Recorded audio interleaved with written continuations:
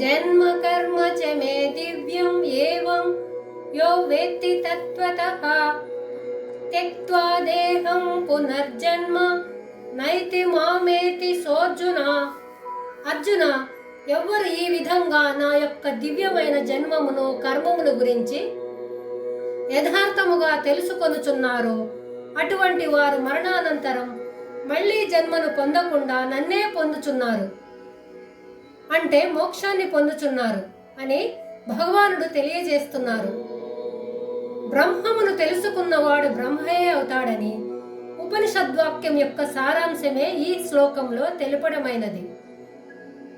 భగవంతుని యొక్క దివ్యములైన జన్మ కర్మలను యథార్థముగా తెలుసుకొనువారు భక్తి పారవస్యం చేత వారి యందే చిత్తమును నిలిపి నిత్యం భగవంతుని ధ్యాసలోనే ఉంటారు. కాబట్టి అటువంటి వారు పరమాత్మనే పొందుచున్నారు. భగవత్ స్వరూపమును చక్కగా తెలుసుకొనుట సాధన, భగవదైక్యము పొందుట సాధ్యము. ఈ విధంగా సాధన సాధ్యము రెండు ఈ శ్లోకంలో తెలుపడమైనది.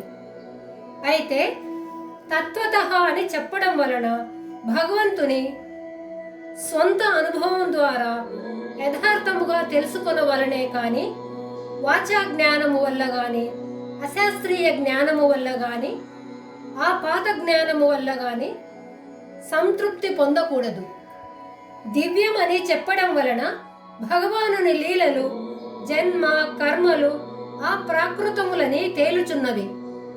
భగవానుడు ప్రకృతిని స్వాధీనపరుచుకున్నవాడు కాబట్టి వారి చర్యలు సామాన్య ప్రాణుల యొక్క చర్యల వలె ఉండవు. భగవతత్వము తెలుసుకున్నవారు పునర్జన్మను పొందరు అని వెనువెంటనే నన్నే పొందును అని తెలుపడం వలన జన్మరాహిత్య పదవి శూన్యము కాదని, కేవలము సచ్చిదానంద ఘన ఆత్మస్వరూప స్థితియే అని సుస్పష్టంగా తెలుస్తుంది. దేహము విడిచి నన్నే పొందుము అను వాక్యము యొక్క అర్థము శరీరాన్ని విడిచిన వెంటనే మోక్షాన్ని పొందునని కాదు. వాస్తవంగా ఏ క్షణంలో మనిషి భగవంతుని తత్వమును సరిగ్గా తెలుసుకున్న ఆ క్షణమే దేహం ఉన్నప్పుడే అతడు మోక్షమును పొందుచున్నాడు.